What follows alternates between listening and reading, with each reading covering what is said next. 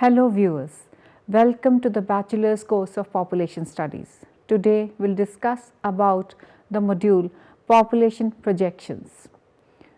Looking at the importance of population projections, we can say it is quite important to have high quality statistics on the population and projections of the population for policy development and for planning and providing public services in the different geographical areas. The population projections are used for central and local finance allocation, informing the provision of nurseries or daycare centers, informing local and national policy, housing and land use planning, healthcare planning, modeling and projecting healthcare indicators, benchmarking other projections, and as a control for smaller area projections. Along with it, teacher workforce models both at a national and local level, looking at the implications of the aging population and making national and international comparisons, etc. Then these population projections have some limitations also. But population projections must be made and used carefully due to these limitations. The first limitation of the population projections is that they are trend based. They are therefore not policy based forecasts of what the government expects to happen. Many social and economic factors influence population change, including policies adopted by both central and local government. The relationships between the various factors are complex and largely unknown. The effect of the assumptions about future migration, fertility and mortality is often limited by the inertia in population change. The future population of an area is strongly influenced by the initial base population. As the process of change is cumulative, the reliability of projections decreases over time. Change affects some populations more rapidly and more seriously than others. Thus, projections for areas with small populations tend to be less reliable than those for areas with large populations, because the former are usually affected more by migration. Projections of the number of adults, particularly elderly people, are usually more reliable than those for children because of difficulties in projecting levels of fertility and parental migration. Let's see the trends and projections given by the population projections.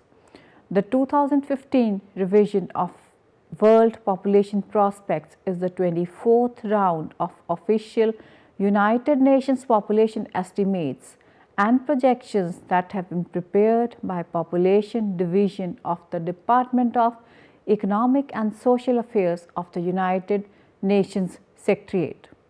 The 2015 revision provides the demographic data and the indicators to assess population trends at the global, regional and national levels and to calculate many other key indicators commonly used by the United Nations systems.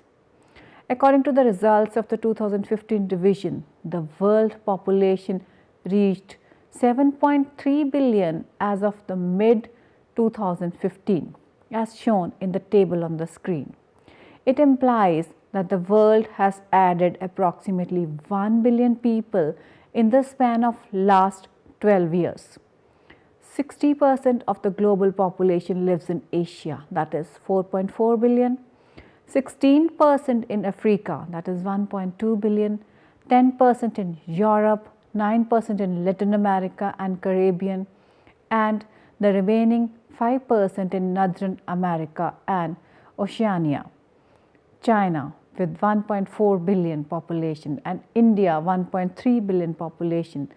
Both the countries remain the two largest countries of the world, both with more than 1 billion people, representing 19 and 18% of the world's population respectively. In 2015, 50.4% of world's population is male and 49.6% is female, as shown in the figure on the screen. Africa is the fastest growing major area. Africa is likely to contribute more than half of the global population growth between now and 2050. These are the projections. Population of Africa was growing at a pace of 2.55% annually during the period 2010 to 15, as the figure on the screen shows. Consequently, of the additional 2.5 billion people projected to be added to the global population between 2015 and 2050, 1.3 billion will be added in Africa. Asia is projected to add 0.9 billion people population between the same period, followed by Northern America, Latin America and the Caribbean and Oceania, which are projected to have much smaller increments. A rapid population increase in Africa is anticipated, even if there is substantial reduction of fertility levels in the near future. After 2050, Africa is expected to be the only major area still experiencing substantial population growth. That's quite scary. As a result, Africa's share of global population is projected to grow to 25% in 2050 and further to 39% in 2100, while the share residing in Asia will fall to 54% in 2050 and 44% in 2100. Population growth remains especially high in the group of 48 countries designated by United Nations as the least developed countries, of which 27 are in Africa. The projections have projected Europe to experience shrinking population. Fertility in all European countries is now below the level required for full replacement of the population in the long run, around 2.1 children per woman on an average. In the majority of cases, fertility has been below the replacement level for several decades. Fertility for Europe as a whole is projected to increase from 1.6 children per woman in 2010 to 15 to 1.8 in 2045 to 50. But such an increase will not prevent a likely contraction of total population size, because Europe is already not very heavily populated. Most of the increase in world population can be attributed to a short list of countries. The country level projections show that within 7 years, the population of India is expected to surpass that of China.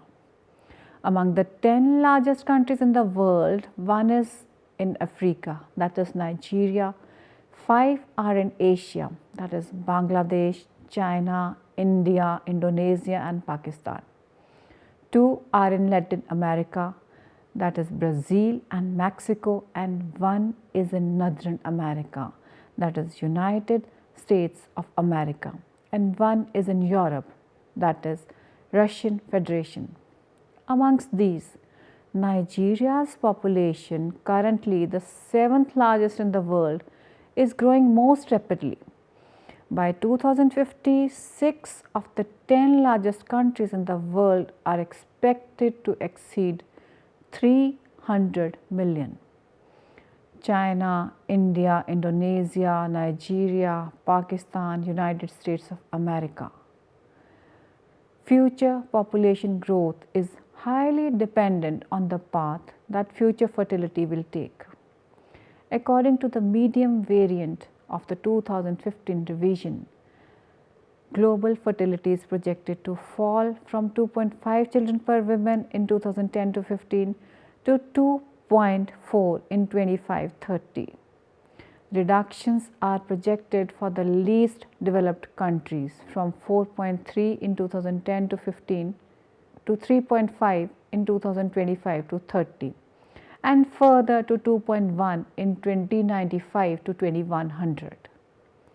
However, for countries with high fertility, there is a significant uncertainty in the projection of fertility. To realize the substantial reductions in fertility projected in the medium variant, it's essential to invest in reproductive health and family planning, particularly in the least developed countries, so that women and couples can achieve their desired family size. Large variations in fertility levels across countries and regions.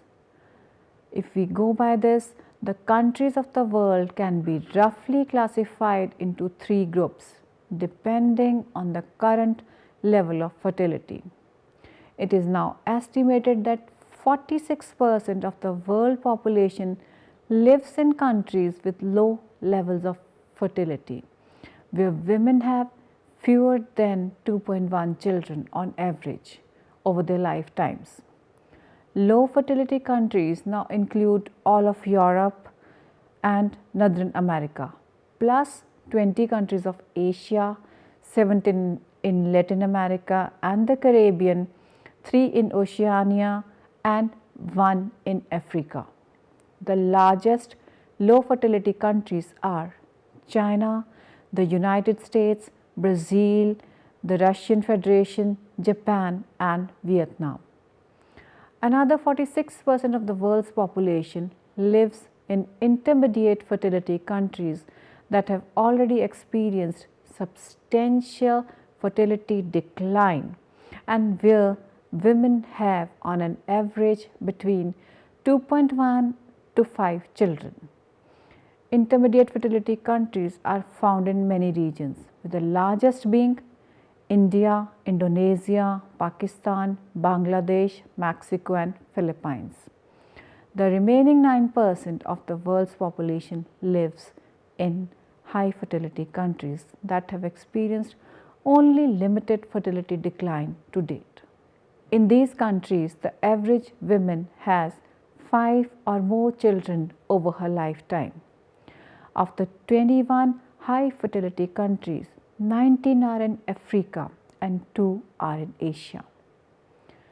Increasing longevity around the world, it's a progress against major challenges. Globally, life expectancy at birth rose by 3 years between 2005 and 2010 to 15. That is from 67 to 70 years. All major areas shared in the life expectancy gains over this period. But the greatest increases were in Africa, where life expectancy rose by 6 years in 2000s. Life expectancy in Africa in 2010 to 15 stood at 60 years compared to 72 years in Asia, 75 years in Latin America and Caribbean, 77 years in Europe and Oceania and 79 years in Northern America. So relatively it's still very low. Under 5 mortality is an important indicator of development and well-being of children. Globally, deaths among children under age 5 fell from 71% per 1,000 live births in 2000-2005 to an estimated 50 per 1,000 in 2010 to 15. Absolute declines were particularly large in sub-Saharan Africa, that is 142 to 99 per 1,000, and in the least developed countries from 125 it came down to 86 per 1,000. That's quite remarkable.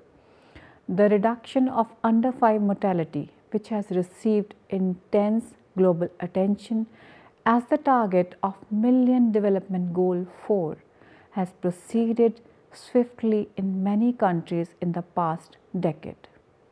In the majority of countries in sub-Saharan Africa and the group of least developed countries, the annual pace of decline in under 5 mortality accelerated after 2000. Projections can also be based on migration. Volume of international migration continues to be high, internal and international migration can be positive force for economic and social development, as they offer a mechanism to rebalance labor markets in areas of origin and destination, and to accelerate the diffuse of new ideas and technologies. Migration can also result in significant flows of remittances to areas of origin. Overall, international migration is a much smaller component of population change than births or deaths. However, in some countries and areas, the impact of migration on population size is significant.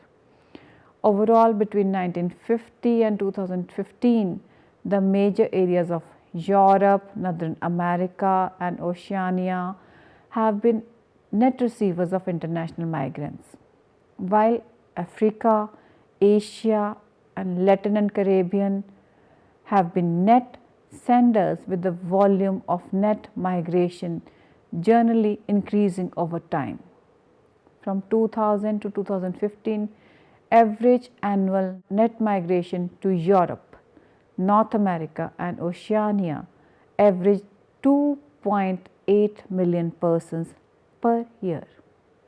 From 2000 to 2015, high income countries received an average of 4.1 million net migrants annually from lower and middle income countries. Between 2015 and 2050, the top net receivers of international migrants, that is more than 1 lakh annually, are projected to be the United States of America, Canada, United Kingdom, Australia, Germany, the Russian Federation and Italy. The countries projected to have net emigration of more than 1 lakh annually include India, Bangladesh, China, Pakistan and Mexico. Populations in many parts of the world are still young. That can be an opportunity for demographic dividend. In Africa, young persons aged 15 to 24 account for a further 19% in 2015. Latin America and the Caribbean and Asia, which have seen greater declines in fertility, have smaller percentages of children, about 26 and 24% respectively, and similar percentages of youth, 17 and 16% respectively. In total, these three regions are home to 1.7 billion children and 1.1 billion young persons in 2015. Providing these generations with healthcare, education and employment opportunities, including the poorest countries, is a pivotal focus of the post-2015 agenda of Millennium Development Goals. The size and the proportion of populations in the prime working ages can be expected to grow.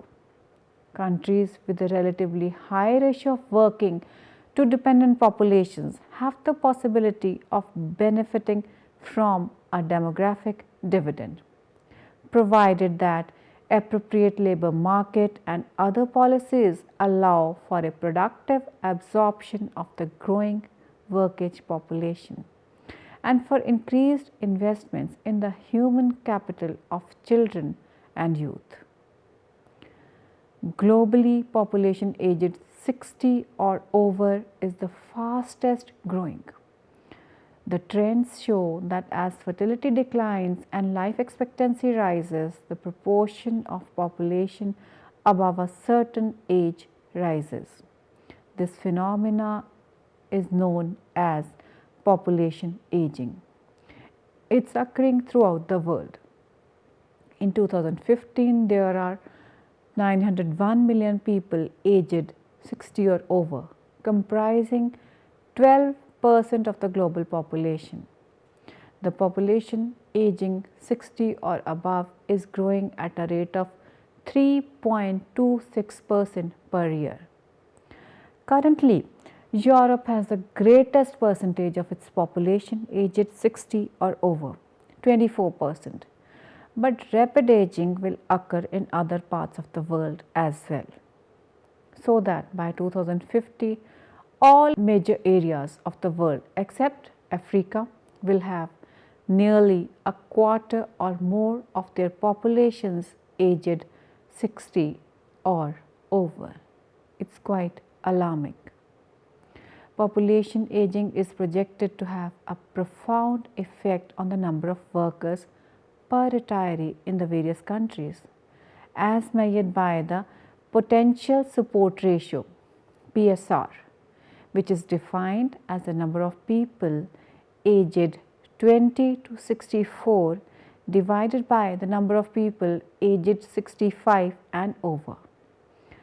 Currently, African countries on an average have 12.9 people aged 20 to 64 for every person aged 65 or above, while Asian countries have PSR of 8, Latin America and Caribbean 7.6, Oceania 4.8 and Europe and Northern America at or under 4. Japan at 2.1 has the lowest PSR in the world, although 7 European countries also have PSRs below 3. The projections of 2015 revision have some key findings, and these are: number 1, in July 2015, world population reached 7.3 billion. In 2015, 50.4% of the world was male and 49.6% was female. In the same year, 9.1% of the world's population was under age 5, 26.1% was under age 15, 12.13% was 60 or over, and 1.7% was 80 or over. Even assuming that fertility levels will continue to decline, the global population is still expected to reach 8.5 billion in 2030, 9.7 billion in 2050 and 11.2 billion in 2100 according to the medium projection variant. Continued population growth until 2050 is almost inevitable, even if the decline of fertility accelerates. There is an 80% probability that the population of world will be between 8.4 and 8.6 billion in 2030, between 9.4 and 10 billion in 2050, and between 10 and 12.5 billion in 2100. In the medium variant projection, global fertility declines from 2.5 children per woman in 2010 to 15 to 2.25 children per woman in 2045 to 2050 and further to 2 children per woman in 2095 to 2100. If fertility were to be consistently half a child above these levels, then world population would reach 10.8 billion by 2050 and 16.6 billion by 2100.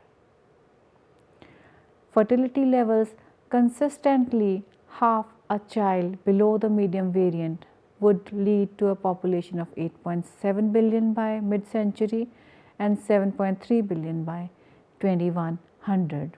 So much depends on the governments on bringing down the fertility rates in the various countries having large population.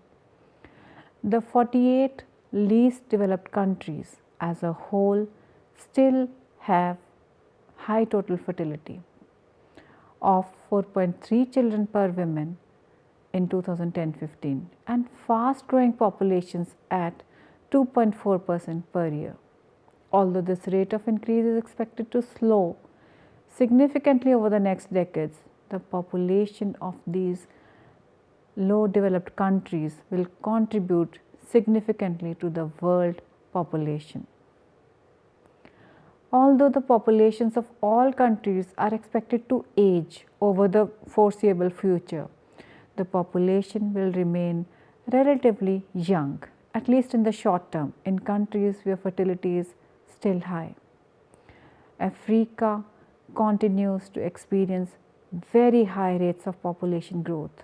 Between 2015 to 2050, the populations of 28 African countries are projected to more than double. 9 countries are expected to account for more than half of the world's projected population increase over the period 2015 to 2050. India, Nigeria, Pakistan, the Democratic Republic of Congo, Ethiopia, the United Republic of Tanzania, the United States of America, Indonesia and Uganda listed according to the size of their contribution to global population growth. The projections confirm that fertility has continued to fall in vast majority of countries, particularly those where it was recently at high levels.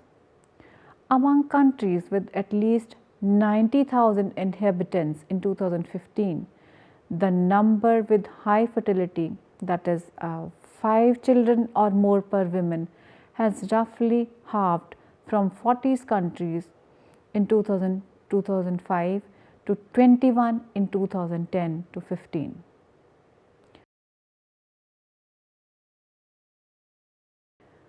To sum up, we can say that future population growth is highly dependent on the path that future fertility will take. As relatively small changes in fertility behavior, when projected over several decades, can generate large differences in total population. In recent years, fertility has declined in virtually all major areas of the world. In Africa, where fertility levels are the highest of any major area, total fertility has fallen from 4.9 children per woman in 2005 to 10 to 4.7 children per woman in 2010-15. Fertility levels have also fallen in Asia, Oceania over the same period. Europe is the only major area that was an exception to this trend.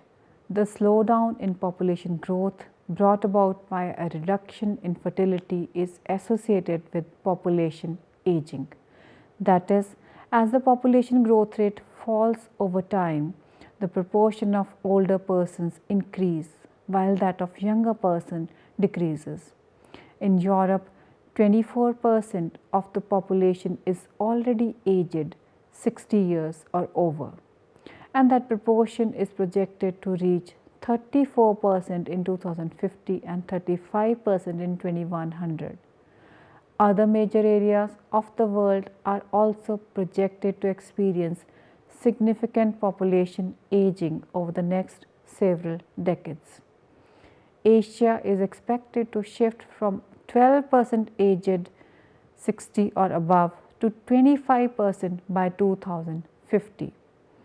Globally, the number of persons aged 60 and above is expected to more than double by 2050 and more than triple by 2100, increasing from 901 million in 2015 to 2.1 billion in 2050 and 3.2 billion in 2100. Thus, the population projections can help the governments and policymakers to make policies to handle the problems related to population. That's all with today's lecture. I hope this must have added to your knowledge. Next time we'll discuss another important topic. Till then, have a nice time. Bye-bye.